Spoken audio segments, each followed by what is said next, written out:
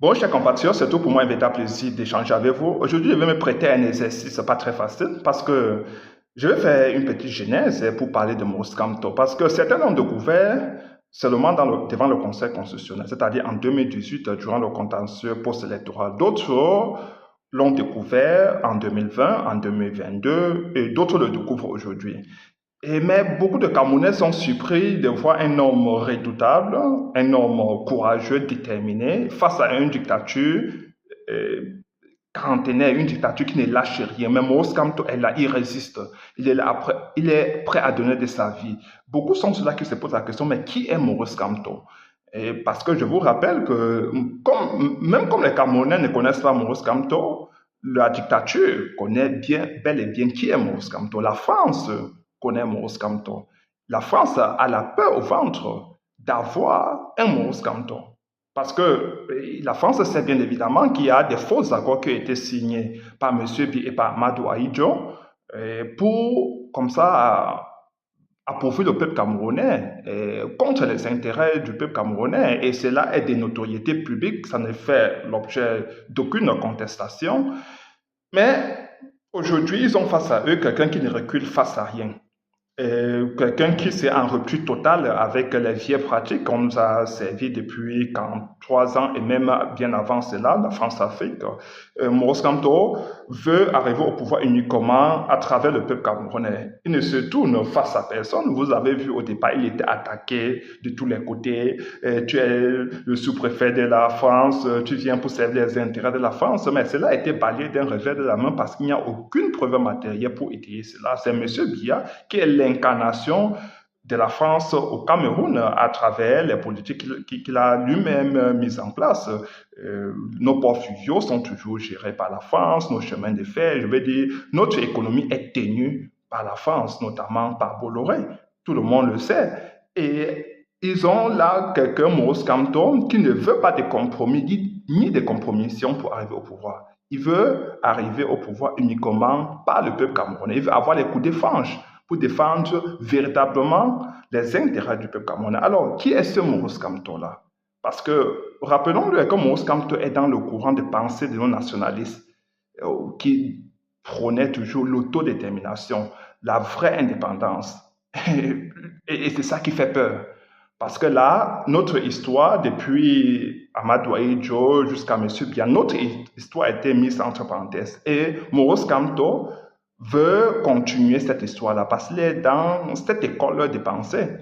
Et un peuple ne peut pas se libérer s'il ne contrôle pas son propre destin, s'il ne contrôle pas son économie, s'il ne parvient pas à obtenir sa vraie souveraineté. Quand on parle de souveraineté, ici, il ne faut pas seulement voir la souveraineté économique, mais il faut aussi voir la souveraineté monétaire, il faut aussi voir la souveraineté alimentaire, donc souveraineté énergétique, dont la souveraineté ici est entendue comme un tout. Et le peuple camerounais doit comprendre cela. C'est une vision macroscopique. Et c'est ça, cette vision globale que Maurice Kamto est en train de mettre sur la table. D'autres, aujourd'hui, se battent pour les élections présidentielles, mais Maurice Kamto ne se bat pas pour les élections présidentielles. Il se bat pour reconstituer le peuple camerounais, qui est complètement différent. Donc, Maurice Kamto fait partie de ces grands hommes-là qui arrivent à un moment de l'histoire et grâce à des circonvolutions, changent tout, euh, crée une certaine transition et crée quelque chose de pérenne. Et c'est ça, parce que Maurice Kamto arrive et il dit, OK, je constate que le peuple camerounais est divisé. Nous sommes aujourd'hui des factions, des populations. Et comment puis-je faire pour libérer ce peuple-là, pour le Il dit, OK, il faut reconstituer le peuple camerounais d'abord. Parce que si vous avancez à rang dispersé, vous ne pouvez pas faire face aux grands défis colossaux qui se trouvent devant vous. Vous ne pouvez même pas d'abord vous libérer du dictateur qui est là. Vous ne pouvez pas non plus vous libérer de la France. Vous ne pouvez pas vous libérer de tout ce qui vous lie aujourd'hui, de tous les accords qui ont été signés par M. Biya et par Amadou Ahidjo, parce qu'il faut un président qui s'assoit sur un socle populaire, qui aura une certaine légitimité afin de défendre plus efficacement les intérêts de son peuple. Donc, il faut ce genre de président-là. Donc, Maurice Kamto trouve un pays qui est divisé, parce que, rappelons-le, il entre dans l'arène politique en 2013, mais avant d'entrer dans l'arène politique, il a pensé. Parce que j'ai souvent coutume de dire que M. Biya n'a jamais été un homme politique parce qu'il n'a jamais pensé au Cameroun. On lui a donné le pouvoir, il n'a jamais constitué un projet de gouvernance, il n'a jamais battu campagne, personne ne sait quelle est son idéologie, sinon le tribalisme, et sinon la division. La division, l'ont appliqué toutes les dictatures du monde parce que c'est la vieille recette qui a été toujours appliquée par les pays occidentaux, diviser pour mieux régner. Nous le savons et on divise en agitant les fibres tribales. Et cela a fonctionné avec M. Biya. Donc il n'a jamais, dans le sens strict, il n'a jamais été un homme politique parce qu'il n'a jamais travaillé ses programmes. Il a toujours gouverné sur les slogans politiques, grandes ambitions, grandes réalisations, santé pour tous en l'an 2000. Vous savez, ça foisonne. Mais après avoir dit tout ça, ça n'a jamais développé aucune infrastructure dans notre pays. Alors, nous sommes aujourd'hui face à ce qu'il nous laisse, son bilan calamiteux, et il croit qu'en 2025, cela va passer. Mais je pense que nous avons le devoir davantage de parler de Maurice Kamto parce que les élections présidentielles sont avant tout chose, je l'ai toujours dit, la rencontre entre un homme et son peuple et les circonstances. Parce qu'il y en a 3 éléments ici à noter. Les circonstances. Alors, qui est Maurice Kamto? Maurice Kamto, c'est celui-là qui a toujours été un contestataire face à toute forme d'injustice. Rappelons-le qu'alors qu'il est étudiant en 4e année de droit à l'université de Yaoundé, parce qu'à l'époque, la licence se faisait en 4 ans, il y a une réforme qui est mise par le ministre à l'époque, on disait le ministre de l'Éducation nationale, il fait une réforme et il dit que dorénavant, la licence se fera en 3 ans. Mais la faculté des droits ne subit pas cette réforme. Le ministère maintient la licence à 4 ans, même dans cette faculté-là. Maurice Kamto est déjà en 4e année, donc il n'a pas de problème. Mais Maurice Kamto, qui a toujours été attaché à la justice, justice sociale, s'est dit, mais là, ils ont traversé la ligne rouge. C'est inacceptable. Ils doivent nous dire pourquoi cette réforme ne s'étend pas jusqu'à la faculté des droits. Et Maurice Kamto arrive le lendemain, on lui fait compte on lui dit ce qui s'est passé, on lui rend compte, il dit, non, cela est inacceptable. Il prend la tête de la contestation pacifique parce qu'il a toujours été là il a toujours pensé que c'est en dialoguant qu'on trouvait des solutions pérennes à un problème. Alors, Maurice Kamto porte la contestation. Au départ, il subit toute forme de brimade parce qu'à l'époque, on parlait de parti unique. C'était Amadou Eidou qui était au pouvoir. Mais la contestation, il pousse la contestation jusqu'à bout et le ministre de l'Éducation nationale est obligé de le recevoir. Docteur Damjoya, paix à son âme, il est obligé de recevoir Maurice Kamto. Et Maurice Kamto lui présente cette audience et dit, c'est vrai que nous sommes déjà en 4e année, c'est vrai que cette réforme ne nous touche pas, mais ça touche nos cadets qui sont en 3e année aujourd'hui. Normalement, ils doivent être en capacité de faire leur licence en 3e année parce que toutes les autres facultés feront la licence en 3e année. Pourquoi pas nos cadets qui sont aujourd'hui en 3e année? Alors, le ministre n'a pas d'argument et en fin de compte, Maurice Kamto obtient gain de cause à travers des voies pacifiques. Donc ça, c'est Maurice Kamto. Alors, Maurice Kamto continue ses études, il obtient son doctorat en droit public en France, à Nice, en 83. Maurice Kamto, vous voyez toujours que Maurice Kamto a toujours eu un souci, celui de se mettre au service de son pays. Donc, l'Europe n'a jamais fait rêver Maurice Kamto. Ça n'a jamais fait rêver parce qu'il a toujours pensé, si j'ai des choses à partager, je dois le faire dans mon pays.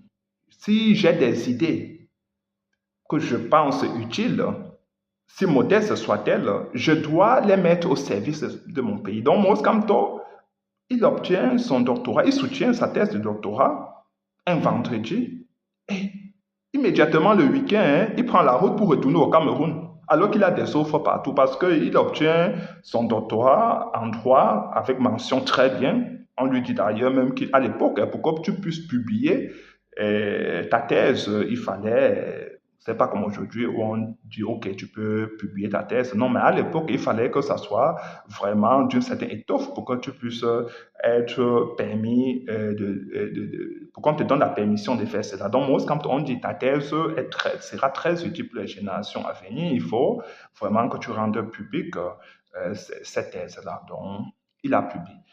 Mais il soutient sa thèse un vendredi et le week-end, il prend le train. À l'époque, il n'y avait pas de TGV. Donc, il passe, je ne sais pas, 12 heures de voyage pour se retrouver à Paris. Et après, il se retrouve au Cameroun. Et parce que en 83, M. Biya vient d'arriver au pouvoir. M. Biya, quand il arrive au pouvoir, il dit lui-même, son premier discours, il trouve un pays qui se porte très bien économiquement, en très bonne santé économique, les caisses sont saines, c'est ce que M. Biya dit lui-même, et je vais dire que les entreprises, les petites et moyennes entreprises foisonnaient, ça allait un peu de partout, hein. Ça bourgeonnait dans tous les sens. On fabriquait des chaussures, des motos, ça allait très vite. Notre pays était très respecté à travers le monde. Amadou Ahidjo a été reçu à la Maison Blanche à 2 occasions sur tapis rouge. Ce n'était pas les sommets Afrique et États-Unis, mais c'était seulement le Cameroun qui était reçu par qui était reçu à travers Amadou Ahidjo à la Maison Blanche aux États-Unis, parce que notre économie était en train de devenir émergente. C'était pays à revenus intermédiaires, tranche supérieure. Donc, on était en train de monter en puissance. On était le grenier d'Afrique centrale. On était vraiment... on était le poumon de l'Afrique.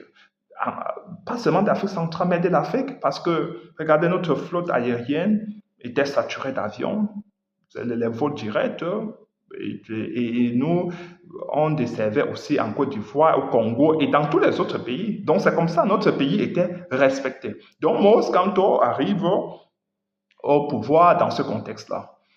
Mais je ne vous ai pas parlé des nationalistes qui ont été assassinés bien avant parce que ce sont ceux qui ont, en quelque sorte, qui ont été du côté du bourreau, qui ont pris le pouvoir au Cameroun. Et ceux qui ont combattu nos nationalistes. Donc, en 1975, il y a Ernest Ouandié, le dernier, qui est assassiné sur la place publique, qui est pendu, et Moïse Kamto assiste à tout cela. Donc, Moïse Kamto est quelqu'un qui a un peu été, disons qu'il a subi ce traumatisme-là, mais ce n'est pas en soi un traumatisme, mais c'est quelqu'un qui a été forgé en regardant tout cela, en lisant son histoire et en assistant, parce que quand vous voyez, quand vous êtes un petit enfant, il monte sur l'arbre, il voit comment on est en train de tuer les gens et de les pendre et surtout sur la place publique. C'est là, pour un enfant, ça marque. Donc, cela a marqué Moïse Kamto. Donc, c'est ça qui l'amène jusqu'à ce qu'il est devenu, ce qu'il devient aujourd'hui, c'est parce qu'il a été marqué par cette histoire-là qui fait partie de son âme aujourd'hui. Et Moïse Kamto ne vient pas, je sais pas, il ne tombe pas du ciel. C'est quelqu'un qui a été forgé, c'est quelqu'un qui a vécu certaines réalités et qui l'ont fait devenir ce qu'il est aujourd'hui. Alors, c'était seulement pour rappeler qu'il y a des faits historiques qui ont marqué Moïse Kamto et qui font en sorte que Moïse Kamto aujourd'hui ne peut pas jeter l'éponge. En voyant comment les nationalistes ont été assassinés, accusés de maquisards à l'époque, et il dit, si nous devons nous lever pour une cause noble comme celle de libérer notre pays, nous ne devons pas lâcher, nous ne devons pas jeter l'éponge. Nous avons une nationaliste qui ont donné de leur vie pour nous libérer. Et c'est arrivé à notre tour. Il dit toujours qu'il ne faut pas renvoyer les luttes d'aujourd'hui. Il ne faut pas passer les luttes d'aujourd'hui aux générations à venir. Non, il faut combattre, il faut mener des combats de son époque. Ça, c'est la vision de Moïse Kamto. Alors, Moïse Kamto, je vous disais, il rentre au Cameroun Et en rentrant au Cameroun, il reçoit plusieurs offres en Occident, en France. On lui présentait déjà un bureau. On lui disait, OK, qu'est-ce que tu veux faire? Tu veux enseigner ici? Qu'est-ce que tu veux faire? Maurice Kamto dit, non, je vais rentrer dans mon pays. Il arrive au Cameroun, il enseigne à l'université de Yaoundé. Et Maurice Kamto, en 92, Maurice Kamto est face à l'histoire. Face à l'histoire, parce que M. Biya, il arrive en 82, en 84, nous sommes déjà devant le FMI, devant les bailleurs de fonds, alors que notre pays se portait très bien économiquement, les caisses étaient pleines, mais M. Biya arrive, il mène une politique dévastatrice de notre économie. Notre économie tombe en lambeaux. Et le Cameroun commence à s'endetter. Les petites et moyennes entreprises ferment. Les entreprises parapubliques et publiques sont privatisées tout simplement. Rien ne fonctionne. Donc en 92, les Camerounais commencent à contester M. Biya. On dit, mais cet homme-là qu'on a reçu, qui faisait le gentilhomme, comment est-ce qu'il a pu détruire le pays en 2 ans seulement? Parce que M. Biya n'a pas détruit le Cameroun en 92. En 84, 2 ans seulement après, il avait déjà déconçu tout ce qu'Amadou Ahidjo avait laissé. Donc en 92, les Camerounais décident d'exprimer leur ras-le-bol. Ils n'en peuvent plus. Ils disent que mais ça suffit. Cet homme-là, on lui a tout donné. On l'a reçu sur tapis rouge dans toutes les régions de notre pays. On l'a baigné. On a tout fait. Mais regardez ce qui nous sert aujourd'hui. Donc les Camerounais n'en peuvent plus. Il veut avoir un peu une bouffée d'air. Il veut respirer un tout petit peu. Il ne parvient plus. Je vais dire qu'il ne tient plus. Les salaires sont divisés en 2. Je veux dire que tout le pays est en train de tomber complètement dans le ravin.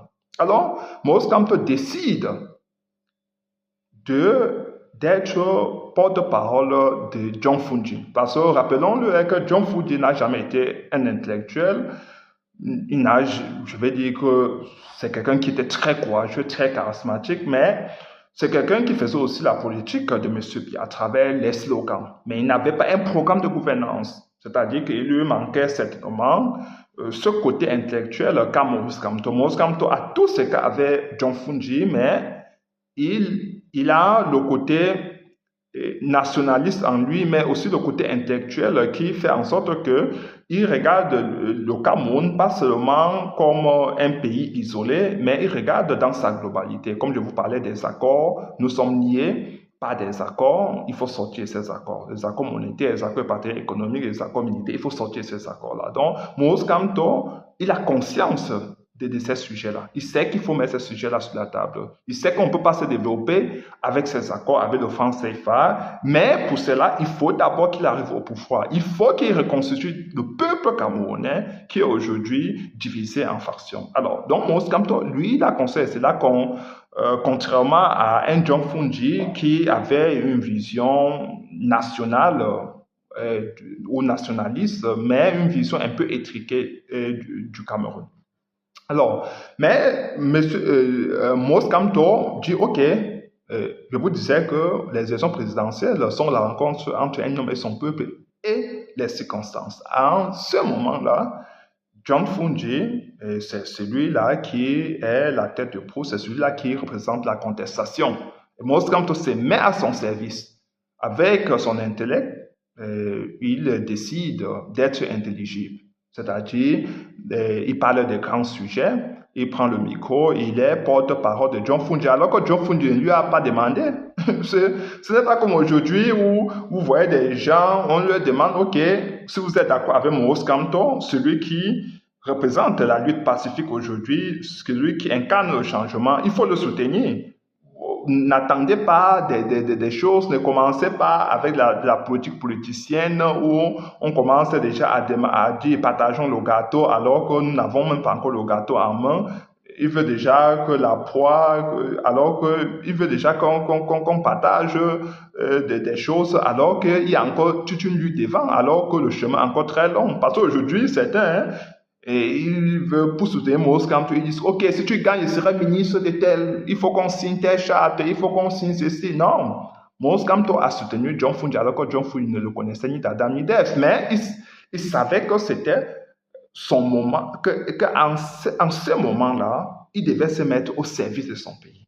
Il devait se mettre au service de l'homme qui incarnait cette lutte pacifique, parce que John Fungi aussi, c'était un homme pacifique. Alors, après cela, ça n'étonne pas, parce que John Fungi gagne les élections dans les urnes, mais M. Biya décide de s'accaparer. Il décide de rester au pouvoir. Et il y a, à la suite des répressions vraiment barbares, où il y a beaucoup de gens perdent leur vie et tout cela. Mais Moïse Kamto n'est pas approché. Parce que je veux vous rappeler que Moïse Kamto, avant d'entrer dans le MSC, n'a jamais fait partie d'un parti politique. Donc, le MSC, c'est son premier parti politique. Alors, Moïse Kamto, il est là, il continue à enseigner à l'université de Yaoundé, et par son travail, alors qu'il faisait déjà des papiers, il écrivait déjà les papiers dans les journaux, il a ouvert même je vais dire qu'il a été co-auteur, disons comme ça, de certains journaux au Cameroun. Donc, Moïse Kamto a toujours été quelqu'un qui pensait. Bon, il écrivait, il faisait des publications. Je veux dire qu'il laisse beaucoup de choses à la postérité. D'ailleurs, L'urgence de la pensée, ce sont les livres dont il en est l'auteur. Donc, Moïse Kamto, lui, il a toujours été quelqu'un qui pense qu'il faut laisser quelque chose à la postérité. Alors, ce qui se passe, c'est que Moïse Kamto est approché par le régime de M. Biya. Dans le cadre du dossier Bakassi, les gens meurent au Niger, à Bakassi, dans la presqu'île de Bakassi. Les militaires tombent comme des mouches, les militaires camerounais, parce que l'armée nigériane étant très nombreuse, il y a des confrontations là-bas, de ce côté-là, et nos militaires tombent tous les jours. Alors, M. Biya se pose la question de savoir comment faire pour résoudre ce problème-là. Et il forme une première équipe vraiment qui ne parvient pas à former déjà le dossier sous la forme. Donc déjà sur la forme, la première équipe de M. Biya foire, parce qu'on rejette le dossier du Cameroun devant la Cour internationale de justice. On rejette pour vice de forme. Donc déjà dans la composition du dossier, la première équipe de M. Biya n'a pas été capable de faire quelque chose qui pouvait être acceptable par la Cour internationale de justice. Alors, ils pensent approcher plutôt des Français, parce que le noir, le plus souvent, quand il est dépassé par quelque chose, il pense que c'est seulement le blanc qui a la solution. Alors, M. Biya envoie ses émissaires en France. Ils arrivent là-bas, ils trouvent, en toquant un cabinet, on leur montre plutôt le spécialiste des affaires africaines. Parce que déjà, Moïse Kamto, à l'époque, défendait déjà les intérêts de plusieurs pays africains, qui lui ont d'ailleurs décerné des médailles, surtout toujours dans les différents frontaliers. Donc, il a toujours été là pour défendre les États et non nécessairement des individus. Donc, il faut le savoir. Alors, Moïse Kamto, par son travail, est nommé doyen bien avant cela. Et on l'approche parce que à l'époque, voir des professeurs éminents comme lui, c'était très rare. Professeur de droit, pour un professeur émérite comme lui, c'était beaucoup rare. Et surtout par son travail, il se distinguait de tous les autres. D'ailleurs, le feu Joseph Ouna le dit, que Moïse Kamto a toujours été un monsieur très brillant, travailleur. Et c'est comme ça, hein? Donc c'est comme Moïse Kamto redevient plus tard, ne surprend personne. Et je vous disais, Moïse Kamto est approché par le régime pour prendre ce dossier en main. Il prend le dossier Bakassi en main, il trouve qu'à l'intérieur, il y a des sociologues, des politologues, des gens qui n'ont aucune compétence. Il dit, mais mes frères, je comprends que vous voulez faire partie du dossier, mais vous n'avez aucune compétence. Il les écarte tous et il constitue une petite équipe de technocrates parce que Moïse Kamto c'est un technocrate, c'est-à-dire il parle de ce qu'il sait, il a la pratique des nuances, des détails, des subtilités. Il dit toujours le diable se trouve dans les détails, il le dit toujours, il ne cesse de le dire.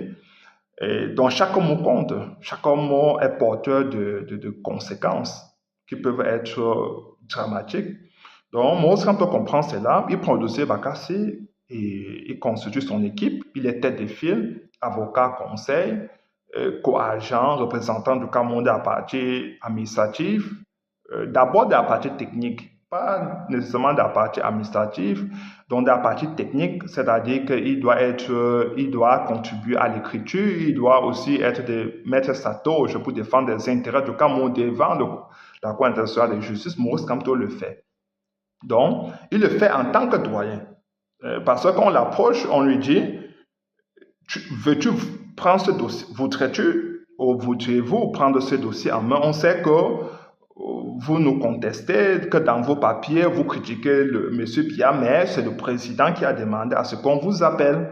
Voulez-vous vous mettre au service de votre pays? Maurice Kamto dit, je suis un militaire. Et un militaire n'a pas de parti politique. Malgré mes différences, mes désaccords avec M. Biya, je veux me mettre au service de mon pays parce qu'ici, il s'agit d'une cause qui va au-delà des frontières partisanes.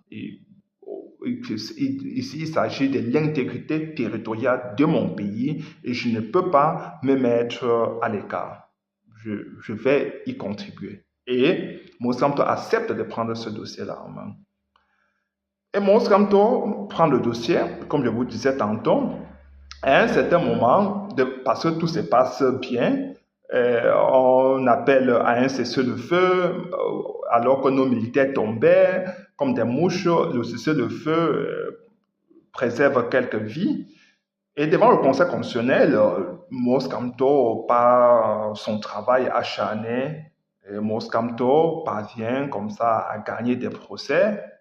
Et la partie nigériane commence à avoir peur. Et surtout, elle commence un petit jeu de contestation de la qualité de Maurice Kamto. Parce que Maurice Kamto est doyen, alors que son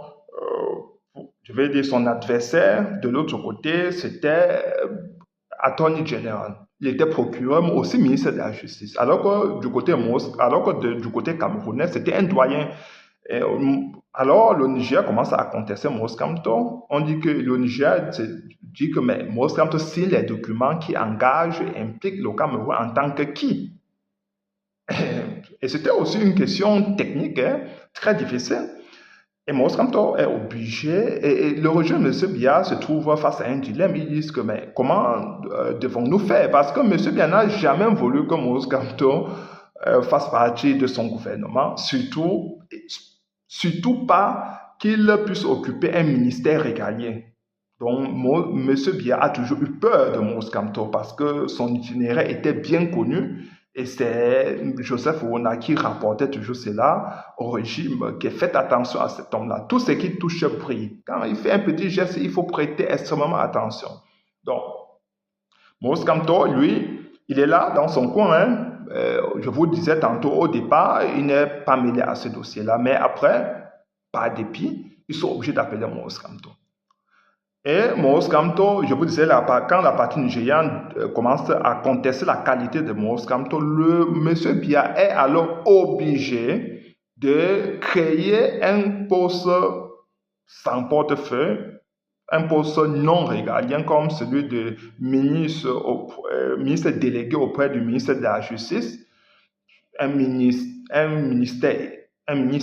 vraiment inutile, mais qui doit s'engager, qui doit gérer des grands dossiers, des dossiers colossaux, tels que celui ou ceux de défendre l'intégrité de notre pays, de faire en sorte qu'on puisse arrêter les hostilités dans la presqu'île de Bakassi pour qu'il n'y ait plus de morts. Donc vous voyez, parce que Amadou Ali était le ministre de la Justice, mais c'était quelqu'un, il était nommé parce que là, c'était parce qu'il fallait procédait au partage du gâteau national parce que M. Biya, en sachant qu'il y a un grand électorat du côté du Nord, il nomme les gens, même sans compétence, il les nomme aussi comme ça. Mais ça, je ne dis pas que je conteste pas sa qualité d'homme d'État, mais quand on te nomme ministre de la Justice, il faut qu'on nomme des technocrates, des gens qui ont fait des études, des gens qui comprennent de quoi ils parlent. Donc, mais dans ce cas d'espèce, ils créent ce procès inutile et c'est Maurice Kamto qui, en ce moment-là, occupe maintenant a plusieurs casquettes dorénavant. Donc, il est avocat, conseil, il est co-agent, il est représentant du Cameroun de la partie technique, mais aussi de la partie administrative avec sa nouvelle casquette. Et Maurice Kamto doit se déplacer, rencontrer le représentant des Nations Unies. Je vais dire, il doit aller en mission permanemment, fréquemment, je vais dire. Maurice Kamto doit aller dans des zones de guerre. Maurice Kamto a même failli perdre sa vie. Un jour, l'hélicoptère, je ne sais pas qu'est-ce qui s'est passé, mais ils ont pris l'hélicoptère de nuit et l'hélicoptère a failli tomber quelque part avec eux.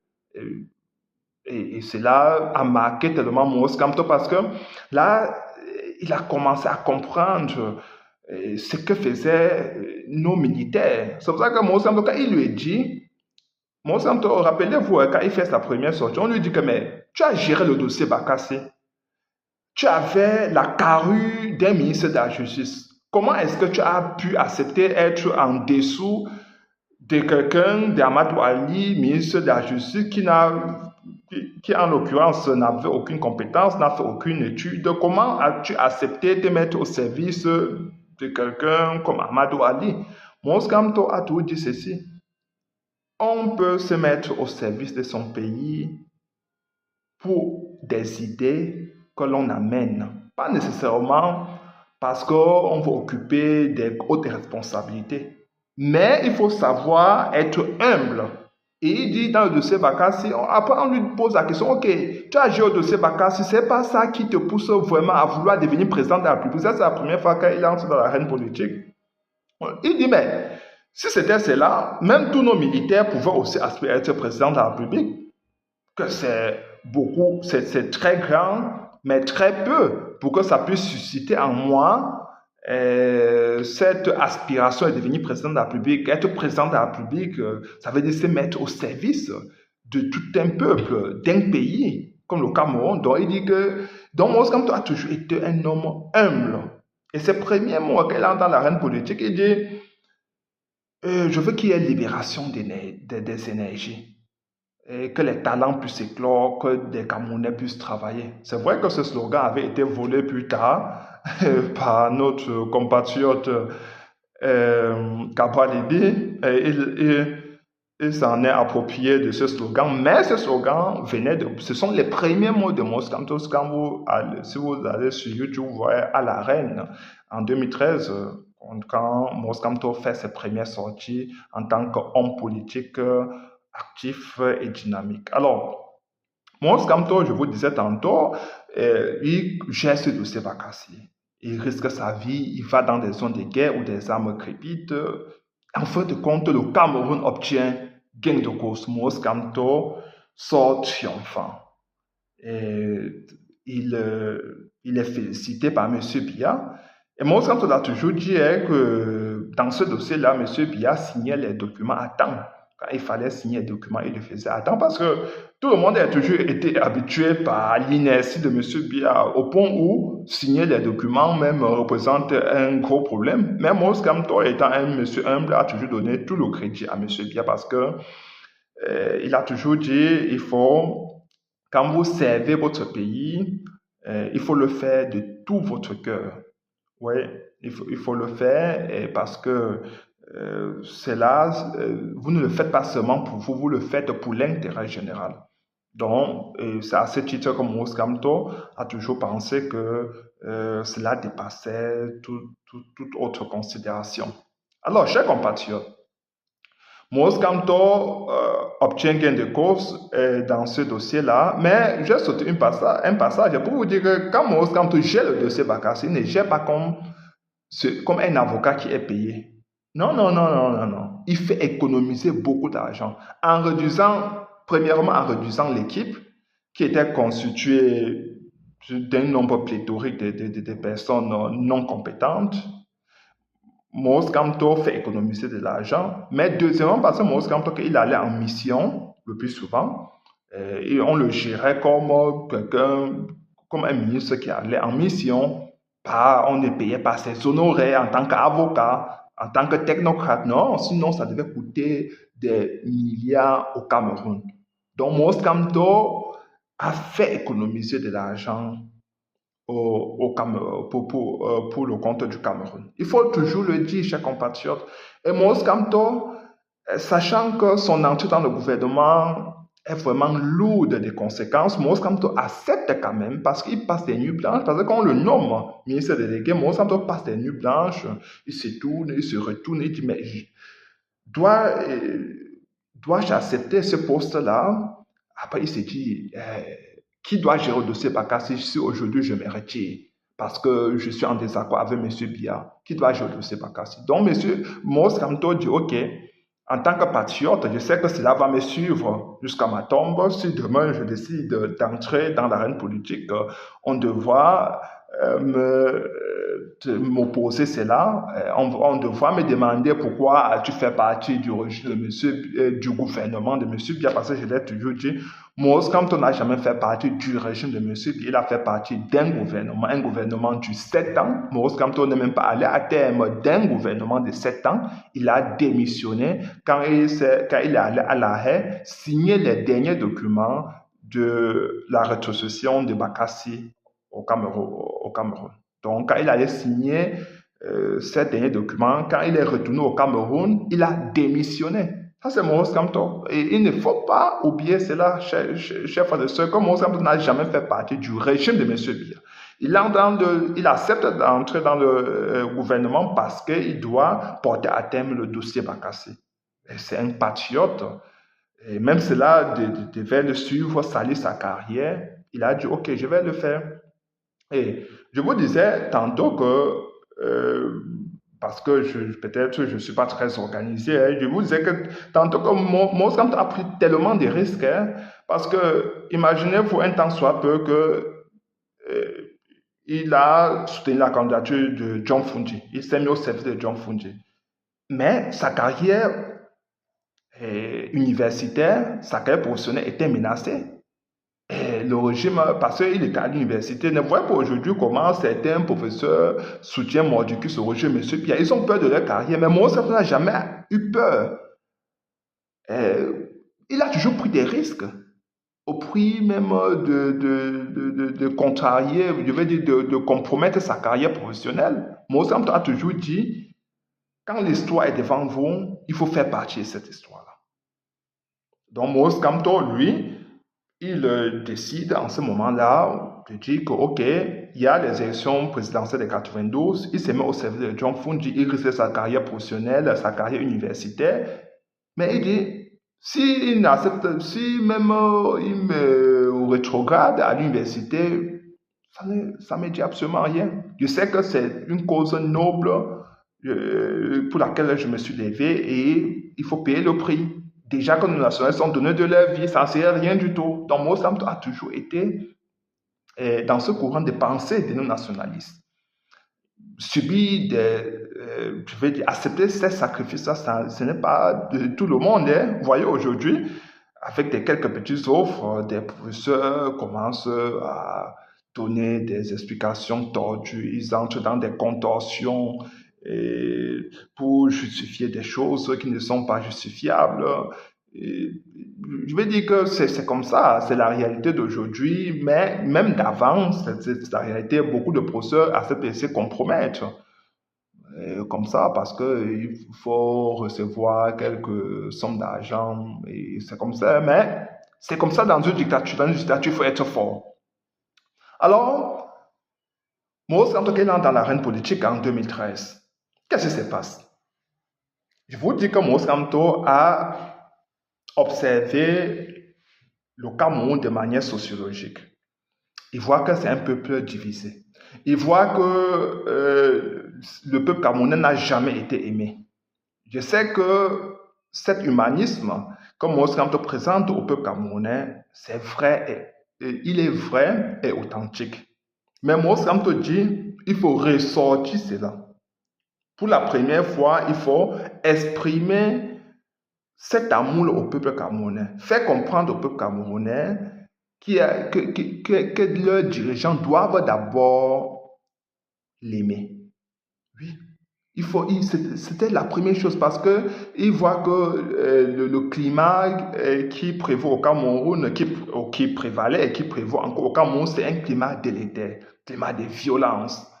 Il y a un déferlement de violence à tout bout de champ. Moscanto, il dit que mais comment faire pour mettre fin à ce climat de terreur? Les Camerounais deviennent violents. Il dit, face à la violence, il faut opposer l'amour. Oui. Et c'est ainsi que Moscanto, il entre dans l'arène politique. Quand il porte le parti sur les fonds baptismaux, à l'époque, en 2012, fin 2012-2013, il porte le MSI sur les fonds baptismaux avec certaines personnes qui démissionnaient du RDPC, certains étaient infiltrés et tout ça.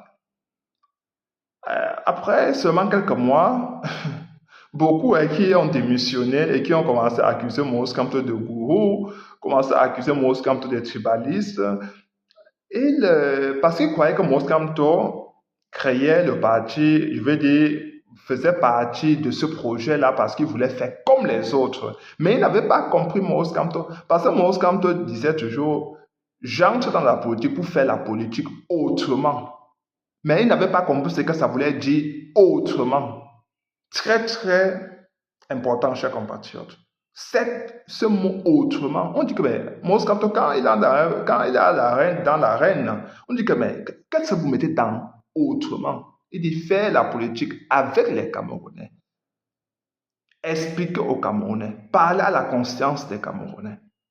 Parce que ce qui reste dans le subconscient est plus important que l'acte physique. Vous voyez, le tribalisme a été servi au peuple camerounais. Pensez-vous que même la loi va enlever le tribalisme dans la tête des Camerounais? Non, ce n'est pas la loi. Ça va prendre du temps. Parce que ce qui reste dans la conscience, c'est quelque chose qui demeure. C'est pour ça qu'à un moment, ils ont dit que Moïse Kamto c'était un gourou, parce que Moïse Kamto a ramené les Camerounais dans une école des idées. Oui.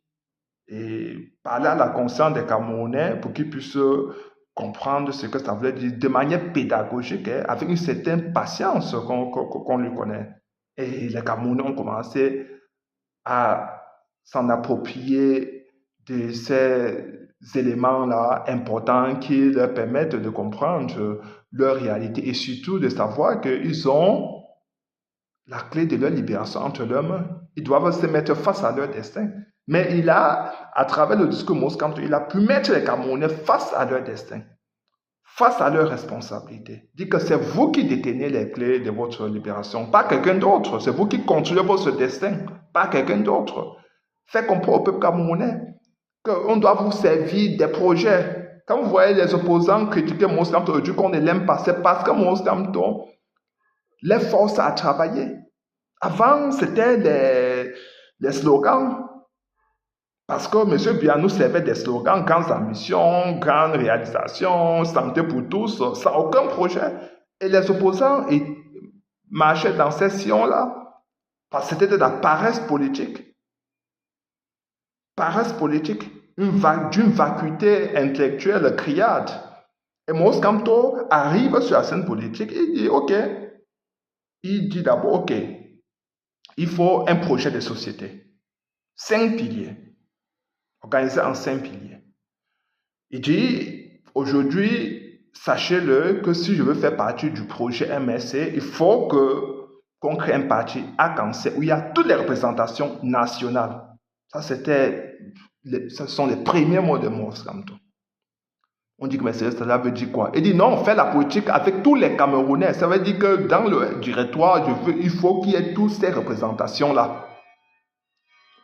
Les gens commencent à dire waouh, C'est là où il commence à toucher les consciences, même de ceux qui l'accompagnaient à l'époque. Parce qu'on ne connaissait pas vraiment Maurice Kamto, c'est un homme pondéré, qui parle peu, très humble, mais qui a des idées très profondes dont les gens ne connaissaient pas Maurice Kamto vraiment. Donc, ceux qui le soutiennent n'y croient pas au projet. Parce qu'à l'espace de 5 à 6 mois, ils commencent à demander à Maurice Kamto, mais comment allons-nous vivre en tant que parti politique? Combien as-tu sur le compte bancaire qui va nous permettre de survivre pour les prochains 5-6 mois? Donc, il croyait que Maurice Kamto était dans le MSC, et il croyait que le MSC était comme les autres partis politiques, une épicerie ou je ne sais pas quoi, où ils vont se laisser séduire par le RDPC, se laisser corrompre, où chaque fois on va venir leur dire, ok, prenez telle position pour que M. Biya vous verse quelques sapentins, quelques sommes d'argent. Non, et beaucoup qui accompagnaient Maurice Kamto au début du projet croyaient que le MSC était dans cette dynamique-là, dans cette optique-là. Mais ils n'avaient pas compris. Quand Maurice Kamto disait, je veux faire la politique autrement, il n'avait pas compris ce que ça voulait dire. Maurice Kamto disait qu'il veut faire la politique autrement parce qu'il veut aller à la source, toucher la réalité de ses mains, aller à l'encontre des Camerounais. C'est pour ça que vous voyez, Maurice Kamto ne néglige personne. Il peut être toujours une oreille attentive à tout ce que chacun a à dire. Et il écoute avec une certaine humilité et respect. Et vous avez vu qu'il est dans la politique. Il dit, pendant trop longtemps, M. Biya a considéré la diaspora comme un adversaire politique. Il faut aller parler avec ces Camerounais-là. Il dit, pendant trop longtemps, nos frères et sœurs du Nord-Est et du Sud-Ouest se sont sentis stigmatisés. Il faut déjà qu'on adresse ces sujets-là, parce que c'est là, il va de l'unité nationale. Ça, c'est bien avant que la crise ne commence. Ça, c'était déjà en 2012. Donc, même avant que la crise ne commence, qui s'est transformée en une guerre fratricide en 2016, ne commence en 2016. Maurice Kamto avait adressé déjà ce sujet-là. Allez, regardez son projet de société sur le site internet. Donc, Maurice Kamto dit, il faut aller parler aux Camerounais. Oui. Maurice Kamto fait ses premiers voyages en Occident, il va en France, il va en Allemagne, il va en Angleterre. À l'époque, il n'y a pas beaucoup de personnes qui le reçoivent. Hein. Les gens ne sont pas très enthousiastes à recevoir quelqu'un qui vient de sortir, qui vient de démissionner du gouvernement. On dit que mais, tu étais avec eux, tu es sorti dans la mangeoire, maintenant tu viens vers nous. Ce sont les premiers mots de certains diasporiens à Maurice Kamto. Maurice Kamto est un tout petit peu choqué, mais il comprend le contexte dans lequel nous vivons, ou nous vivions, ou nous vivons encore. Parce que les Camerounais, pendant trop longtemps, ne se sont jamais posé la question de savoir qui fait quoi. Parce que si tu entres dans le gouvernement, tu en sors. On doit te poser la question, quel est ton bilan? Qu'est-ce que tu as bien pu faire quand tu faisais partie du gouvernement? Maurice Kamto s'attendait plutôt à ce genre de questions, mais on lui parlait plutôt de mangeoire. Parce que les Camerounais étaient habitués à cela, où c'est ce partage du gâteau national et que le régime, M. Biya, compte nos ministres, c'est parce qu'on veut que tu ailles abrutir les masses dans ta localité, appauvrir les villageois et les maintenir dans l'illettrisme, dans un manque d'éducation pour qu'ils ne comprennent rien et qu'on crée un certain libertinage pour qu'il y ait la circulation de la drogue, l'alcoolisme, la prostitution, le grand banditisme, créer un chaos général. Oui, une situation chaotique où ça va diviser davantage les Camerounais, où les Camerounais vont se sentir abandonnés. Et quand vous avez affaire aux fous, aux alcooliques, aux prostituées, à tout genre, aux chômeurs, c'est facile de les contrôler. Donc ça, c'est la tactique de la terre brûlée et cela a fonctionné. Donc, et comme toute dictature, c'est l'idéologie de M. Biya. Et aujourd'hui, nous sommes face à ce que face à la réalité. 43 ans après, notre pays est devenu un pays très pauvre, très endetté. Notre pays fait face à tout genre de difficultés, à des crises multiformes de toute nature, crise politique, crise sociale, crise économique, crise sécuritaire. Je veux dire que notre pays est en train de tomber tout simplement en lambeaux. Alors, donc, Maurice Kamto arrive devant la diaspora, mais il tient un discours puissant devant la diaspora. Il dit, je ne suis pas venu pour que vous puissiez m'écouter comme s'il s'agissait de l'évangile. Non. Jugez-moi sur la base de mes actes. Ce sont les premiers mots de Maurice Kamto. Sur la base de mes actes. Et c'était très important, ce discours-là. Parce que, bien sûr que quand tu sors du gouvernement, des gens te regardent avec soupçon, suspicion et d'anathème. On dit que mais, tu faisais partie du gouvernement, pourquoi n'as-tu rien dit en 2008? Ils ne comprennent pas que si Maurice Kamto n'avait rien dit en 2008, cela était dû au fait qu'il voulait finaliser le dossier Bakassi avant de démissionner. Parce que s'il démissionnait en 2008, et comment on devait préserver les morts dans la presqu'île de Bakassi, puisque avant de prendre ce dossier, nos militaires tombaient là-bas comme des mouches, les gens mouraient.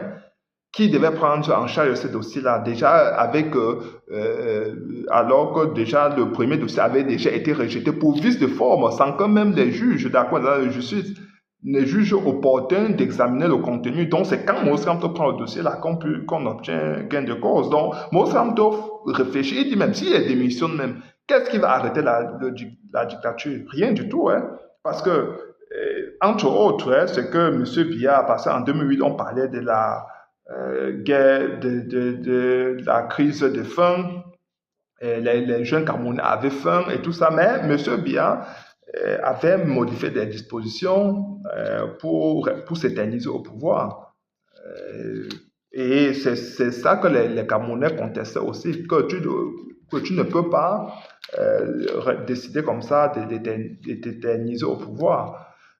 Et quand on faisait ces réformes-là, on n'avait même pas approché Maurice Kamto, hein, parce que certains aujourd'hui disent que, ok, c'est toi, quand on faisait la réforme constitutionnelle pour modifier cette disposition de mandat de président de la République, tu en étais l'auteur, alors que Maurice Kamto avait été approché une seule fois, alors que dans la préparation de cette modification, il n'avait pas été approché. Mais quand ils se rendent compte que le peuple camerounais est en train de contester, ils approchent Maurice Kamto. Maurice Kamto est là, on vient vers lui avec une mallette d'argent. On lui dit, ok, nous avons une mallette d'argent, nous voulons tout simplement, comme tu es un constitutionnaliste, vraiment, le rejet M. Biya n'a aucune honte. Parce que vous voyez là, un constitutionnaliste qui n'est même pas approché. Et après, il vient plutôt vers lui pour lui donner de l'argent pour qu'il aille sur les plateaux de télévision défendre cette modification-là. Vraiment. Quelle indignité. Mais Maurice Kamto, parce qu'ils savent, parce que Maurice Kamto sait que parce que Maurice Kamto dit, ok, déposez la valise d'argent là-bas. Parce que Maurice Kamto sait que s'il prend cet argent-là, s'il ne prend pas, le mandataire, je veux dire, l'envoyé va aller dire que Maurice Kamto a pris l'argent, alors qu'il n'a pas pris. Donc Maurice Kamto prend l'argent et le lendemain, il va déposer à la trésorerie nationale. On lui délivre un reçu. Ça c'est parce que M. Biya a toujours procédé par l'achat de conscience. Il ne sait pas que quelqu'un peut avoir sa propre dignité, que des gens peuvent avoir une certaine probité morale, une certaine intégrité. Monsieur Biya pense qu'il peut acheter tout le monde. Déjà, quand Maurice Kamto faisait partie du gouvernement, on lui a d'abord donné une voiture de service. Il dit, mais je n'ai pas besoin de voiture de service. J'ai ma voiture que j'ai achetée en 2005. Je n'ai pas besoin d'une voiture. Je vis à Yaoundé.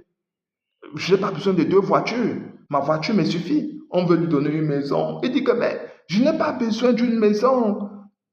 Nous avons besoin des maisons, je veux dire, de construire des maisons, comment on appelle ça, des logements sociaux pour les Camerounais. Je n'ai pas besoin, je vis à Yaoundé, je n'ai pas besoin de maison. Après, on veut lui donner des milliers d'hectolitres de bons de carburant. Il dit que, mais est-ce que je m'en vais cultiver? Je n'ai pas besoin de ça, je n'ai pas besoin de ça. C'est mon. Donc, déjà, même dans le gouvernement, les gens ne comprenaient pas Maurice Kamto. On disait que, mais qui est cet homme-là? Parce qu'on le corrompt avec une mallette d'argent, il prend l'argent, il va déposer à la trésorerie nationale, on lui donne une voiture de service, il refuse, on lui donne une maison, il refuse, on dit que ben, qui est Maurice Kamto? Il ne veut toucher à rien du tout. C'est pour ça qu'ils n'ont jamais, ils ont accusé à un moment donné accusé Maurice Kamto d'avoir volé 14 milliards, alors qu'il n'en était rien. Alors qu'il n'y a aucune preuve matérielle pour étayer cela. Ils n'ont pu produire aucune preuve matérielle. C'est tout simplement, je vais dire que c'est une manifestation qui vise tout simplement à salir Maurice Kamto et nous en savons. Il y en a eu un grand nombre de ces accusations contre la personne de Maurice Kamto. Je crois que ça foisonne. Parfois, on va lui dire qu'il avait refusé d'aller enseigner les enfants du Grand Nord en disant que ce sont les moutons. Alors que c'est le régime de M. Biais, c'est Turferet, qui disent chaque jour sur les plateaux de télévision que le Grand Nord, c'est du bétail électoral. Ils disent que Maurice Kamto a tenu des propositions. A tenu certains propos, mais il n'y a aucune preuve. Donc, ils attribuent à Maurice Kamto des propos qu'il n'a jamais tenus. Ni, je veux dire, ni de manière privée, ni encore en public. Maurice Kamto n'a jamais tenu ces propos. Et quand vous regardez un Maurice Kamto, pour ceux qui lisent, qui peuvent seulement analyser l'individu en le regardant, vous savez qu'il ne peut jamais tenir de tels propos. D'ailleurs, les gens parlent au Cameroun comme si, je sais pas s'il faut dire que, je sais pas, si, bon, ils sont tous de mauvaise foi, mais les gens parlent comme s'il n'y avait pas d'archives. Il y a des archives où on montre Maurice Kamto en train d'enseigner dans le Grand Nord. C'est lui qui relance la faculté du Grand Nord de notre pays. Ils deviennent tous amnésiques. Non, je sais que c'est pas ça. C'est parce qu'ils sont de mauvaise foi. Tout est bon pour salir Maurice Kamto, parce qu'il fait peur. Mais c'est ça, Maurice Kamto.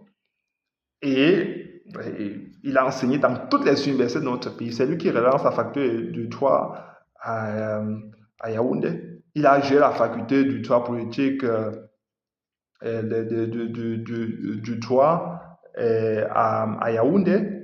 Et là-bas, c'était une position de gestion. Il a trouvé des caisses qui étaient complètement vides. Et partait là-bas, les caisses se portaient très bien, les caisses étaient saines. Maurice Kamto a travaillé de manière acharnée pour relancer la faculté de sciences politiques et juridiques à Yaoundé. Et quand qu'elle arrive dans le Grand Nord, on le nomme vice-doyen alors qu'il n'y a pas de doyen, tout simplement parce que c'était d'ascension. C'était parce qu'il avait participé aux élections présidentielles de 92. Où il était presque le directeur de campagne de John Fundi. Donc c'était tout ça, c'était toujours une forme de punition de Maurice Kamto, et aussi parce qu'il faisait des sorties. Et il était un critique du régime M. Il a toujours été. Donc Maurice Kamto s'est toujours senti libre de défendre ses positions.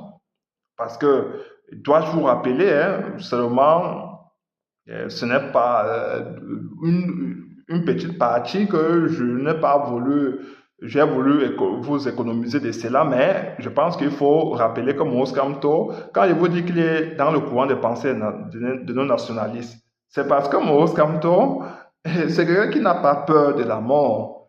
Quand il sait qu'il est dans la justice, rien ne peut le faire reculer, chers compatriotes.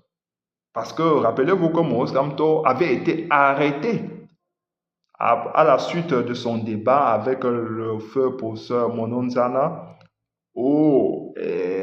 parce à la suite de ce débat-là, où Mononzana, qui est Je vais dire, c'est l'un de ceux-là qui ont fomenté, entretenu le tribalisme dans notre pays. Euh, et c'est l'un des piliers de ceux-là qui ont instrumentalisé, institutionnalisé le tribalisme au Cameroun, le professeur Monon Zanadon. Il fait un débat avec Maurice Kamto, débat d'idées, parce que il voyait, parce qu'à l'époque, on croyait que Maurice Kamto c'était un journaliste aussi parce qu'il écrivait beaucoup. Donc, il voit Maurice Kamto, il présente son livre à Maurice Kamto d'aller rendre compte de son livre après avoir lu. Et Maurice Kamto lit et il est en désaccord sur plusieurs parties. Il est en désaccord parce que dans son livre, il y a un extrait qui fait froid dans le dos. Il dit qu'il faut il faut retourner tous les outils répressifs contre tous ceux-là qu'on soupçonne d'être contre le renouveau, je vais dire, contre la politique de M. Biya. Qu'il faut retourner les armes, je vais dire, tous les mécanismes toute la mécanique répressive d'Amadou Aïdjo, qu'il faut retourner ça contre tout ce qu'on l'on soupçonne. Et quand Maurice Kamto écoute cela, en se rappelant de l'histoire de l'humanité dans plusieurs pays où il y a eu des répressions, des millions de morts parce qu'on soupçonnait des gens d'être des communistes et tout ça, Maurice Kamto ne peut pas supporter cela.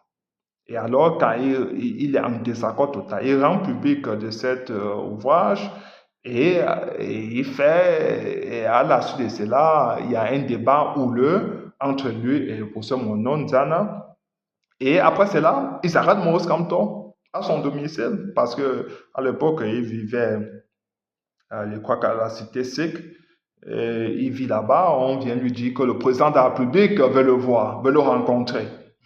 Maurice Kamto s'habille, mais quand il va là-bas, quand on le prend, alors qu'on lui parlait avec une certaine courtoisie, on le prend, on l'amène plutôt là où vous connaissez, où on torture les gens. Je sais pas où c'était Séné, à l'époque ça s'appelait Séné, quelque chose comme ça. On va là-bas, on torture Maurice Kamto, on verse de l'eau sur la table, il est nu, comme il est complètement nu, comme un ver de terre, on verse de l'eau, on lui de se coucher. On dit que mais tu écris sur le président de la République, il dit, qu'est-ce que j'ai dit? J'ai tout simplement, on a fait des débats, je suis en désaccord avec ce que M. Biya fait, et j'ai tout simplement, c'est juste mon point de vue. Et si vous voulez en finir avec moi parce que j'ai porté un point de vue, alors vous êtes libre de le faire. Et après, comme Maurice Kamto était aussi directeur de thèse de plusieurs étudiants étrangers, et ça remonte, et ça risquait de créer un incident diplomatique parce que, entre-temps, ces étudiants-là étaient sur le point de défendre leur thèse, mais cela a retardé. Et celui qui était et le jour même où ces étudiants-là devaient présenter leur thèse, il n'y a pas leur directeur de thèse. Et fort heureusement, il y a un professeur là que j'oublie son nom, Bipoum, voilà, le professeur Bipoum, paix à son âme, il dit, s'il n'y a pas de directeur de thèse, alors vous ne pouvez pas soutenir. Il dit ça aux étudiants. Et c'est en ce moment-là que ça risque de créer un incident diplomatique, puisque ces étudiants-là vont vers leur ambassade se plaindre que nous n'avons pas pu soutenir, nous ne savons pas ce qu'ils nous reprochent. C'était des étudiants étrangers, ils voulaient retourner dans leur pays après leur soutenance. Et c'est en ce moment-là qu'on libère Maurice Kamto, alors qu'il a passé des jours sur un sol cimenté, comme on dit souvent, où il y a de l'eau, parce que c'est la meilleure façon pour en finir avec ses os, ses muscles. Il devait mourir raide là-bas. Heureusement, cet événement-ci a fait en sorte qu'on puisse libérer Maurice Kamto. Donc, vous comprenez que Maurice Kamto a traversé des étapes les plus rudes de sa vie, sans jamais renoncer. Et Vous avez vu toujours Moïse Kamto devant le Conseil constitutionnel défendre la victoire du peuple. Parce que Moïse Kamto ne fait pas la politique derrière un ordinateur. Il fait la politique sur le terrain. Je vous disais qu'il est allé rencontrer la diaspora, non? Mais il est aussi allé dans tous les recoins de notre pays. Bibé, Yokadouma, Mora, partout sur le territoire. Il est le seul homme politique à avoir parcouru tout le Cameroun. Oui, parce qu'il faut faire la politique de proximité. Il faut aller vers les Camerounais si vous les aimez. Vous faites la politique pour eux d'abord. Il faut aller les écouter, humblement. Vous voyez Moussa dans les inondations, quand il allait les premières fois en 2013, demander aux Camerounais de s'instruire sur les listes électorales, certains disaient, ah, toi tu ne veux pas raconter quoi, ah, la politique ne sert à rien. Il a compris qu'il fallait éduquer les Camerounais. Il a compris qu'il fallait éduquer les masses populaires, sensibiliser les Camerounais, parler à la conscience des Camerounais pour qu'il y ait un éveil, pour qu'un éveil de conscience soit suscité en eux.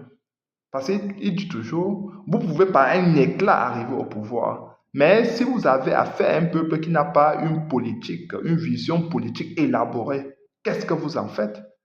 Ce peuple-là risque encore demain de tomber encore dans les mains d'un autre dictateur ou bien de se faire recoloniser.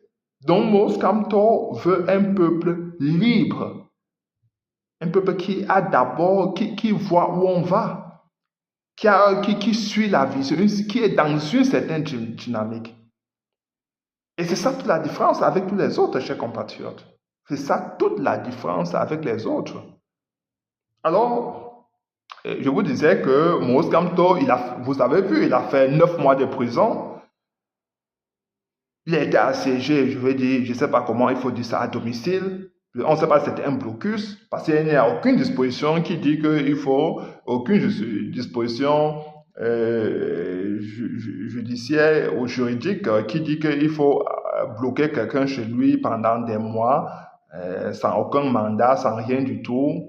Donc, mais le dictateur a préféré faire ça contre Moïse Kamto parce qu'ils savent que Moïse Kamto est en avant. Je veux dire qu'il y a un décrochage intellectuel face aux autres. Moïse Kamto, je veux dire que Moïse Kamto pense dans la tête. Les autres sont dans la sauvagerie, dans la dictature. Moïse Kamto, c'est quelqu'un qui pense.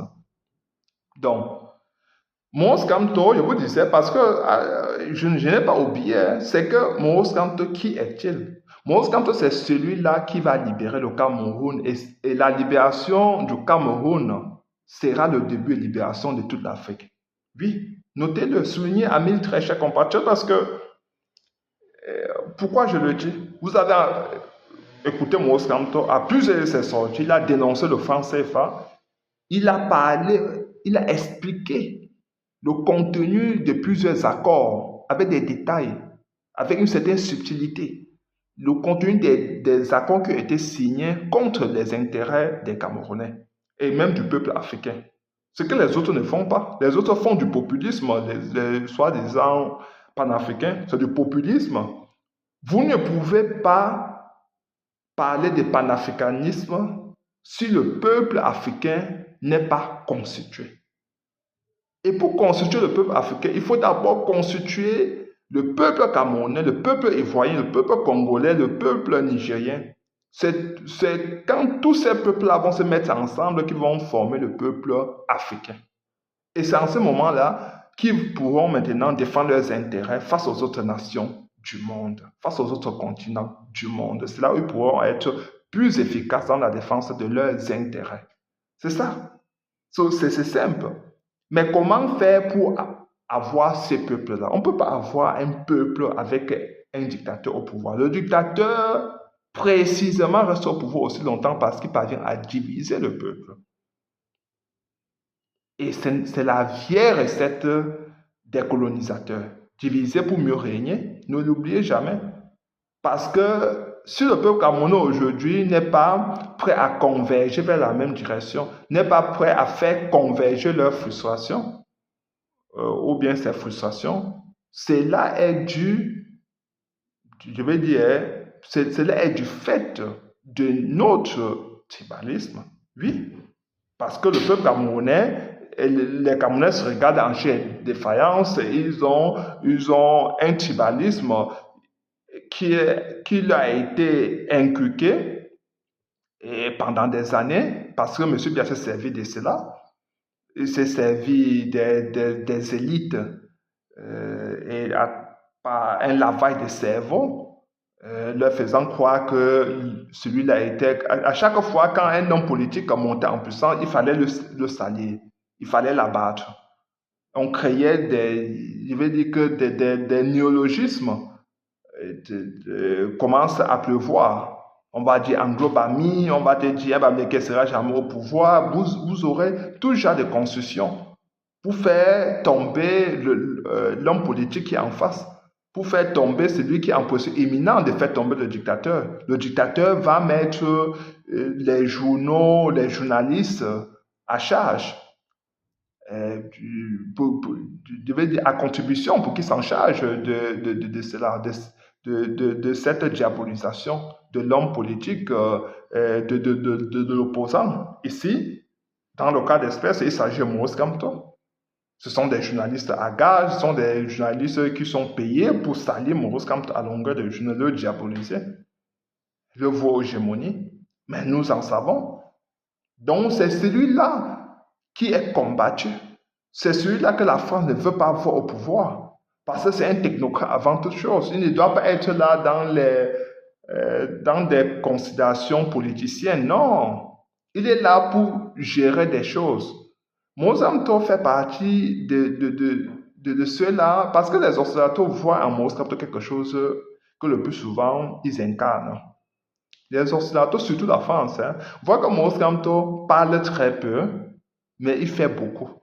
Les Africains sont habitués aux gens qui parlent beaucoup, mais font très peu. Des gens qui sont grandiloquents, éloquents, mais qui ne font rien. Maurice Kamto, c'est le contraire. Et c'est ce que les observateurs sont. Les observateurs, le plus souvent, ils disent que quand ils disent, vous avez vu, quand ils recevaient Kadhafi, on lui a donné toutes les libertés. Il a même planté sa tente où il a passé la nuit là-bas. Les Français ont contesté, alors que derrière, la France avait préparé déjà sa mort. Tout comme la France et les autres pays occidentaux fonctionnent de la même façon. On parle peu. Quand des révolutionnaires, quand vous voyez les Chavez et tout ça, les Fidel Castro, ce sont des gens, quand vous les voyez faire la gueule face aux États-Unis, c'est parce que leur révolution était déjà en branle. Leur révolution était déjà en marche. On ne peut pas, les Africains sont habitués à vendre la stratégie, à divulguer la stratégie à l'ennemi. Après, ils sont surpris qu'ils ne réalisent jamais rien, qu'ils ne se libèrent jamais. Parce que quand vous vendez la mèche à l'ennemi, l'ennemi va se reformer, va se reconstituer et vous, par la voix, vous empêche de vous libérer. Aussi simple que ça. Et Maurice Kamto n'est pas dans des grands envolées lyriques, des répétitions, le bavardage et tout ça. Non. Dans les fanfaronnades, non. Il est un homme pragmatique. On fait avec ce que nous avons en attendant de voir, en luttant pour en avoir davantage. Monsieur Biya, avec le peu qu'il a aujourd'hui, qu'est-ce qu'il a pu faire? C'est ça la véritable problématique qu'il faut mettre sur la table. Avec le peu qu'il a. Le Cameroun devrait et doit être le grenier de l'Afrique centrale. Le Cameroun doit avoir le leadership, vraiment, il doit incarner le leadership qu'il est. Mais regardez, où se trouve notre diplomatie? Elle est en berne complètement. Elle a disparu complètement. Comment faire? Il faut avoir un Maurice Kamto aujourd'hui qui doit arriver pour redynamiser l'Afrique centrale à travers une vraie diplomatie. Que le siège des bourses vraiment retourne à Douala. Il revient à Douala, je vais dire. Il faut cela. Que nous puissions relancer l'industrialisation de notre pays. Libérer notre économie. Réindustrialiser notre pays, ça veut dire que c'est là où nous aurons un début de développement. Sans industrie, nous ne pouvons pas nous développer. Industrie énergétique, industrie chimique, industrie métallurgique, industrie mécanique. C'est ça. Quand il parle d'industrie mécanique, nous devons avoir chez nous, nous devons construire, nous devons raffiner notre pétrole chez nous. Oui, c'est très important. Nous ne pouvons pas dire que nous voulons obtenir notre souveraineté et nous continuons à envoyer notre pétrole brut en Occident et c'est quand il le transforme qu'il nous revend sous forme de carburant. Nous devons construire des raffineries chez nous. Nous devons avoir des industries agroalimentaires chez nous. Avoir une marque de véhicules. Comment, je veux dire que mettre vraiment en place une vraie industrie industrielle, mécanique. Mais on ne peut pas le faire sans énergie. Pas les éléphants blancs qui nous ont été servis, mais il y a pas des barrages qui vont produire vraiment de l'énergie pour faire fonctionner ces entreprises énergivores. C'est comme ça. C'est pas de la magie. Il faut faire des grandes choses. Quand Maurice Kamto dit il va s'appuyer sur la diaspora, mais c'est ça, mettre en place une banque de la diaspora, c'est pragmatique. Pas des grands discours, mais des choses concrètes. Mettre en place une banque de la diaspora, c'est-à-dire au lieu de s'endetter auprès des bailleurs de fonds, auprès de la Chine à des taux d'intérêt élevés, on va appeler la diaspora à contribution pour que la diaspora contribue de manière directe au développement de son pays.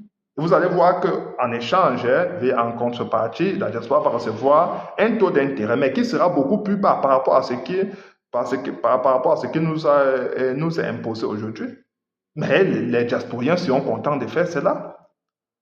C'est comme ça qu'on fait. C'est du pragmatisme. Si on parle de panafricanisme, il faut faire des choses concrètes sur le terrain. Panafricanisme, avec le peu que nous avons, est-ce que les universités camerounaises collaborent avec les universités nigérianes ou les universités congolaises? Il faut déjà voir comment faire cela pour que les laboratoires fonctionnent, pour faire vraiment de la recherche, que ce soit la recherche fondamentale ou bien la recherche appliquée, voir comment on peut travailler travailler pour mettre sur pied des produits innovants. C'est comme ça. Si on parle de l'innovation, il faut travailler. Et comme nous savons que, pris de manière isolée, nous sommes des nains, nous sommes des petits pays, des petites tailles, il faut travailler, collaborer ensemble. C'est ça le panafricanisme, vous voyez? On peut faire une partie du panafricanisme sans encore avoir tous les leviers pour mettre en place le vrai panafricanisme. Je veux dire la totalité de la vision idéologique du panafricanisme. On peut déjà commencer à faire des choses avec le peu que nous avons. Travailler des concerts, mettre en place des cinémas panafricains. Ça, c'est le panafricanisme culturel. C'est que je vous disais tout à l'heure, ce panafricanisme scientifique, éducatif, panafricanisme économique, nous pouvons déjà mettre cela en place en construisant les routes, les infrastructures routières, les autoroutes qui vont aller jusqu'aux pays voisins, les voies ferrées jusqu'aux pays voisins. Qu'est-ce que nous faisons? Nous n'avons pas besoin, pour construire les routes, nous n'avons pas besoin d'utiliser le budget de nous n'avons pas besoin d'utiliser notre budget pour le faire. On lance des marchés publics et vous aurez des concessionnaires qui vont comme partout ça se passe au Rwanda, au Maroc, des autoroutes là-bas, il y en a une litanie, mais parce qu'ils se sont appuyés sur les concessionnaires privés qui arrivent, ils construisent des routes, ils les exploitent, des autoroutes, ils les exploitent pendant 20-30 ans. Après, entre-temps, grâce au péage, ils ont leur retour sur investissement. Et les Camerounais peuvent vaquer à leurs occupations, peuvent relancer le développement de leur pays parce qu'on dit toujours là où la route passe, le développement suit. Des choses simples, pragmatiques. Ça, c'est pour ça que Maurice Kamto a fait peur à la France. Parce que si le Cameroun se libère du joug colonial, toute l'Afrique centrale va se libérer et même toute l'Afrique entière. Parce que Maurice Kamto est pragmatique, hein. Il veut faire comme a fait exactement l'Union européenne. L'Union européenne a commencé à deux, l'Allemagne et la France. Maurice Kamto veut commencer avec... il dit que quand il arrive président, il est président de la République, il va aller rencontrer son premier voyage à l'extérieur sera au Nigeria. Donc, il veut commencer déjà un panafricanisme avec le Nigeria, mettre déjà sur pied un embryon de panafricanisme, une architecture panafricaine sur laquelle les autres pays vont reposer. C'est comme ça du pragmatisme. Avec ce que tu as, qu'est-ce que tu fais? Après, maintenant, on va attaquer les questions économiques, les questions monétaires, sortir du franc CFA. Mais pour sortir du franc CFA, comme vous le savez, je l'ai toujours dit, la monnaie, c'est un bien vide, c'est l'économie qui lui donne de la valeur. On ne peut pas sortir du franc CFA dans la corruption. Il faut extirper la corruption de notre société. On ne peut pas sortir du franc CFA sans industrie. Il faut créer des industries. Comme vous avez vu au Nigeria, et je vais dire au Ghana, ça fonctionne. On doit avoir une monnaie qui est forte. Pas qu'on a des billets d'argent pour aller acheter juste... On prend des billets d'argent pour aller acheter une baguette de pain. Une monnaie forte sous-entend que nous devons avoir des institutions indépendantes, capables de contrôler toute forme de fraude ou de spéculation. Mais dans une corruption, dans un pays corrompu comme le nôtre aujourd'hui, vous aurez toute forme de spéculation. Vous aurez des faux billets qui vont inonder le marché des affaires. Donc, vous comprenez qu'il y a du travail à faire. Et nous voulons avoir une monnaie forte. Il faut booster notre économie. Et pour booster notre économie, nous avons intérêt à industrialiser le pays. Et pour industrialiser le pays, nous avons besoin de l'énergie. Et pour avoir de l'énergie, nous avons besoin de construire les barrages. Donc, vous voyez que tout est lié, chers compatriotes. Et quand on parle des industries, on parle des industries agroalimentaires, on parle des industries énergétiques, des industries métallurgiques. On dit que nous voulons avoir une vraie filière métallurgique, être la référence en Afrique, le fleuron en Afrique. Nous devons travailler dans ce sens-là. Ça, c'est à ce titre que Monsanto fait peur. Il a mis les gens au travail. Les opposants, ils étaient habitués au slogan. Aujourd'hui, ils doivent travailler pour faire des propositions qui soient audibles face à un peuple aujourd'hui qui est plus qu'éveillé. Le peuple camerounais aujourd'hui n'est plus attentif à ce que les autres, je vais dire, aux incantations des autres. Il faut faire des propositions. Le peuple aujourd'hui est intéressé au projet. C'est vrai qu'on n'a pas encore atteint la maturité politique.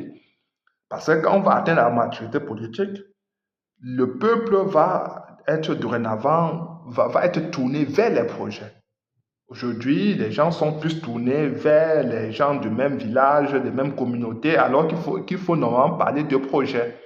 Mais parce qu'on n'a pas encore cette éducation politique, on doit parler des hommes, mais faire l'effort de parler aussi des projets. Remettre cela au centre, remettre l'église au centre du village, qui doit être le projet politique chiffré, viable économiquement que tu proposes pour sortir les Camerounais du sous-développement. Mais regardez ce que le régime nous a servi. Regardez même ceux qui se proposent aujourd'hui, des jeunes qui n'ont jamais travaillé, qui n'ont pas de métier, mais parce que le peuple n'est pas éduqué, le peuple prête une oreille attentive à ce que ceux qui dame la disent. Il laisse quelqu'un à côté, un Maurice Kamto qui a travaillé, qui a des compétences avérées, qui a un projet de gouvernance, qui veut faire avec les Camerounais, qui a une vision nationaliste panafricaine, quelqu'un qui veut rassembler les Camerounais. Il laisse quelqu'un comme ça à côté pour aller écouter. Je ne sais pas comment ils font, hein. Je ne sais pas comment ils font. Mais c'est la réalité, il faut faire avec. Il faut continuer à sensibiliser.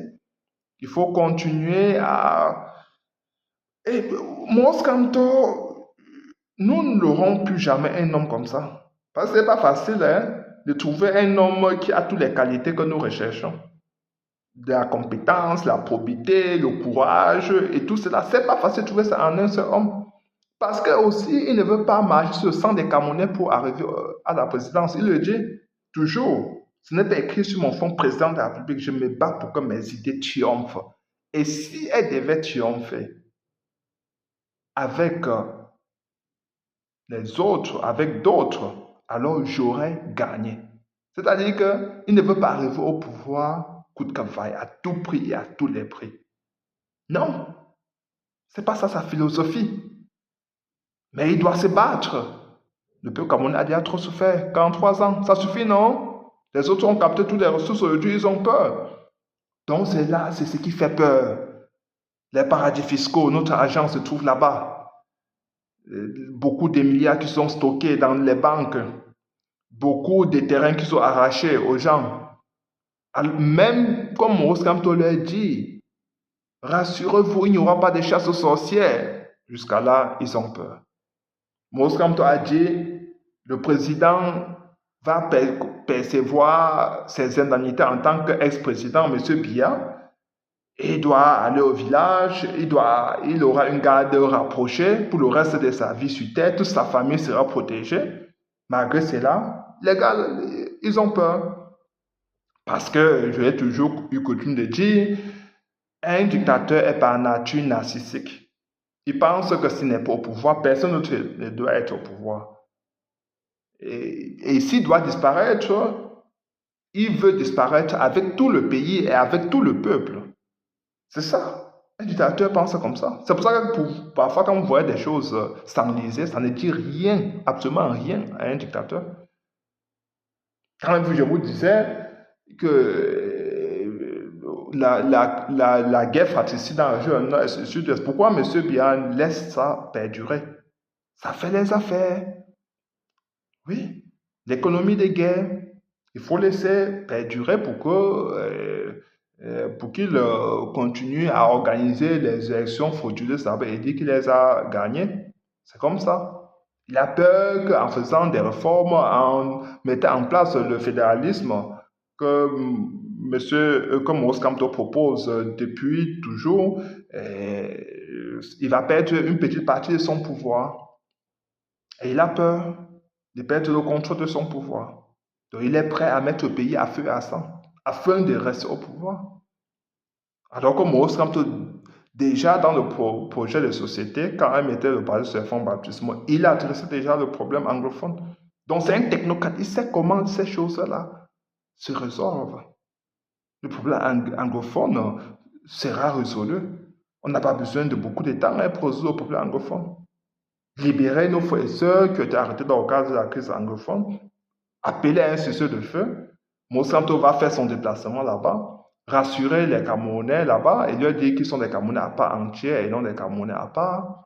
Oui, ce sont les mêmes choses que je dis tous les jours, chers compatriotes. Après avoir fait cela, il va créer un cadre de dialogue national inclusif avec tous les belligérants, donner du temps à ceux qui viennent sortir de la prison de se concerter et de parler d'une même voix, de porter au plus haut, de se constituer et je vais dire, constituer tous les doléances qui voudraient qui voudraient mettre sur la table de discussion. Et l'ordre du jour doit aussi être discuté de manière concertée. S'ils disent qu'ils veulent que le grand dialogue s'organise plutôt dans un autre pays, ami, frère, africain, oui, il faudra le faire. Tous les belligérants veulent dire avoir tous les représentants des Nations Unies, de la France, de l'Angleterre, du Canada, de la Suisse, avoir tous ces gens autour de la table le jour du grand dialogue national inclusif. Après ça, il en sort le fédéralisme et on inscrit ça dans la constitution de notre pays.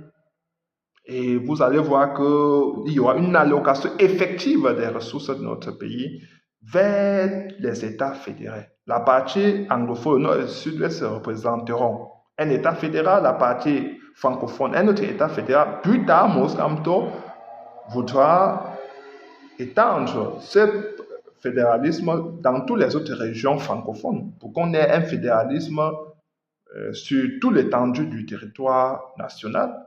C'est comme ça qu'on va développer rapidement notre pays.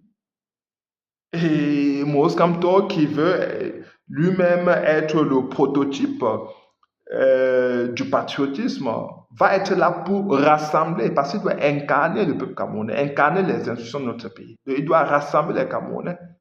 pour que les Camerounais le suivent dans cette dynamique-là. Si on redevient un peuple, et ce n'est pas le chauvinisme national, on redevient un peuple, ça va aller très vite. On va développer notre pays, on va dépasser les autres, on va se hisser au plus haut. Parce que j'ai confiance, les Camerounais, regardez, quand ils se mettent à faire quelque chose, ils réussissent toujours, ils sont meilleurs partout. Oui, partout. C'est pour ça qu'ils sont respectés par les Africains, mais aujourd'hui nous avons perdu notre respectabilité parce qu'ils disent que mais, vous êtes, c'est vrai, brillant, mais comment est-ce que vous avez pu laisser quelqu'un au pouvoir depuis 43 ans qui vous donne la honte, qui vous met dans, je veux dire que dans l'embarras total, l'embarras international. Regardez ce qui se passe. M. Biya ne participe pas parce qu'au sommet africain, quand il y a un sommet en Occident, il coule là-bas parce que c'est qu'il tire sa légitimité auprès des chancelleries occidentales. Vous voyez, chers compatriotes, qu'il faut du pragmatisme pour gouverner le Cameroun. Il faut du courage. Il faut de la compétence.